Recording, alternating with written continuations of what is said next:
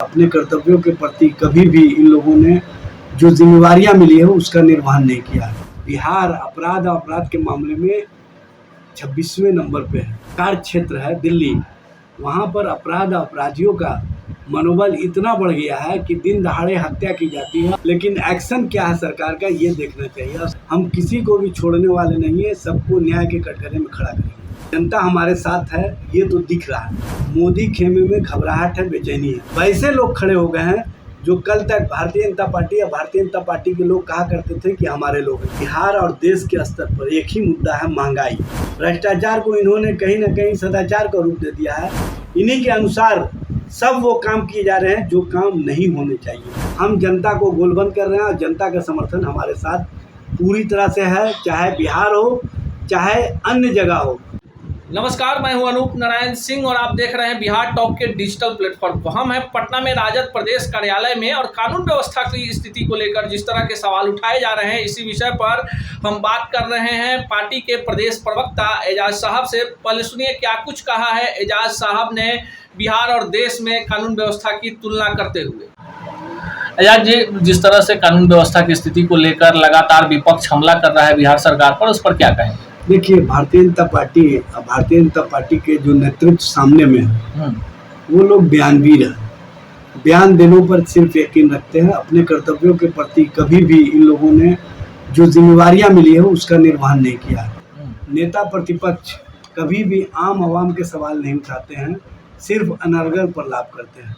और जो भारतीय जनता पार्टी के प्रदेश अध्यक्ष हैं वो अपनी पार्टी के अंदर अपने आप को बनाए रखने के लिए और अपने आप को कहीं ना कहीं जो उनके प्रति लोगों में गुस्सा है उस गुस्से को बचाए रखने के लिए इस तरह की राजनीति कर रहे हैं। सबसे बड़ी बात यह है कि एनसीआरबी का रिपोर्ट उठा करके भारतीय जनता पार्टी के नेताओं को देख लेना चाहिए।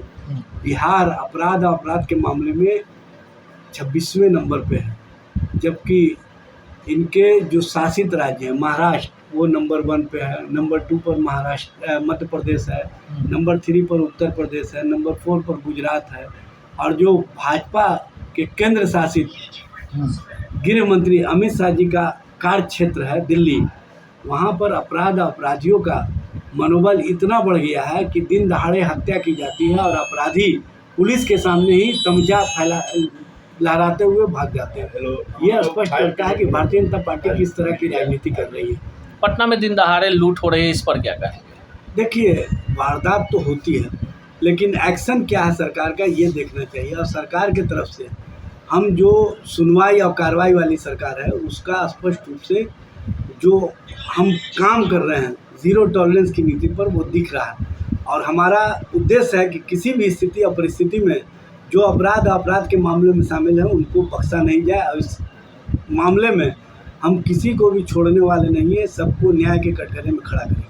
जो आंकड़े आ रहे हैं लोकसभा चुनाव को लेकर 70% वोट बैंक पर आपके महागठबंधन का कब्जा है और बिहार में जितने भी अभी तक आंकड़े आए हैं उससे कितने खुश हैं आप लोग? देखिए, खुश होने का सवाल नहीं है। जनता और जनता के सवालों पर हम खड़े हैं और जनता हमारे साथ है, ये तो दिख रहा है। जिस तरह से भाजपा के खेमे में प्रधानमंत्री स्तर से लेकर के मंडल स्तर तक के नेताओं में बेचैनी है, बौखलाहट है और कहीं ना कहीं घबराहट है, उससे ही स्पष्ट होता है कि इंडिया गठबंधन के प्रति जो आम जन का विश्वास है, जो हम मुद्दों के आधार पर मोदी को घेरने में सफल हुए हैं, उसके कारण मोदी खेमे में घबराहट है, बेचैनी है। और ये बेचैनी और घबराहट और बढ़ने वाली है, क्योंकि आप जब उपचुनाव का परिणाम देखेंगे तो 4 सीट इंडिया वालों ने जीता है। ये स्पष्ट करता है कि इंडिया के प्रति लोगों का विश्वास तेज़ी से बढ़ा है। क्योंकि हम जुमलाबाजी नहीं करते, हम भ्रम की राजनीति नहीं करते हैं। हम जनता के बीच में जानते हैं, जनता के सवालों को लेकर जनता के मामले को हम हल करवाने का काम करते हैं, उनके चेहरे पर खुशियाँ लाने का काम करते हैं। और नौजवानों के लिए नफरत की जगह हम रोज़गार की राजनीति को आगे बढ़ा रहे हैं, रोज़गार परक राजनीति को आगे बढ़ा रहे हैं। तो हमारे प्रति लोगों का विश्वास दिखेगा ही और उसी विश्वास का परिणाम है कि आज हमारे साथ सभी वैसे लोग खड़े हो गए हैं जो कल तक भारतीय जनता पार्टी के लोग कहा करते थे कि हमारे लोग हैं। इसलिए भारतीय जनता पार्टी के खेमे की बौखलाहट और बेचैनी स्पष्ट रूप से दिख रही है। सबसे बड़ा मुद्दा क्या होगा बिहार में? चूंकि बिहार में आपकी सरकार है, तो जिसकी सरकार होती है तो उसके प्रति भी लोगों में गुस्सा होता है। कई सारे ऐसे मुद्दे होंगे जिस पर सरकार ने काम किया होगा लेकिन सफल नहीं हुई होगी। तो क्या मुख्य मुद्दा होगा लोकसभा का बिहार? देखिए, बिहार और देश के स्तर पर एक ही मुद्दा है, महंगाई। और महंगाई के सवाल पर हम किसी भी स्थिति और परिस्थिति में भारतीय जनता पार्टी को बख्शने नहीं जा रहे हैं। दूसरा मुद्दा है महिलाओं पर जो अत्याचार की घटनाओं में भारतीय जनता पार्टी के नेता लिप्त रहते हैं और उनको बचाने का भारतीय जनता पार्टी का केंद्र से लेकर के राज्य स्तर तक का नेतृत्व कहीं ना कहीं सहयोगात्मक रवैया अपनाता है, तो इनको हम बेनकाब करने का काम करेंगे। और जो भ्रष्टाचार को इन्होंने शिष्टाचार का रूप दे दिया है, भ्रष्टाचार को इन्होंने कहीं ना कहीं सदाचार का रूप दे दिया है, तो उसके खिलाफ हम जनता में जब जा रहे हैं तो जनता हमको समर्थन दे रही है। और जो हमारे दो की नीतियां हैं, जो गरीब और गरीब बनते चले जा रहे हैं, उसको हम जनता के बीच में उजागर कर रहे हैं और बताने का काम कर रहे हैं कि दो बेचने वाले और दो खरीदने वाले, इन्हीं के अनुसार देश की राजनीति चल रही है, इन्हीं के अनुसार देश की नीतियाँ चल रही है, इन्हीं के अनुसार सब वो काम किए जा रहे हैं जो काम नहीं होने चाहिए। और गरीबों को 2 किलो गेहूं और 2 किलो चावल के लिए लाइनों में खड़ा कर दिया गया है।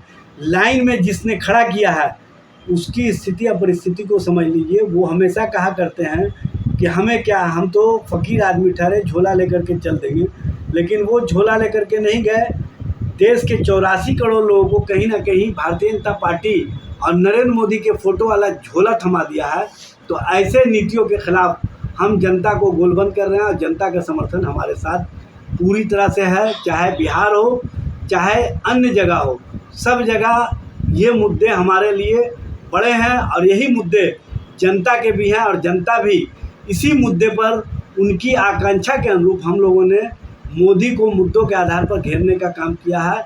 और मोदी पूरी तरह से घिर चुके हैं इन मुद्दों पर, इन सवालों पर। इसीलिए भाजपा चाह कर भी अब अपने आप को बचाना चाहेगी तो बचा नहीं पाएगी।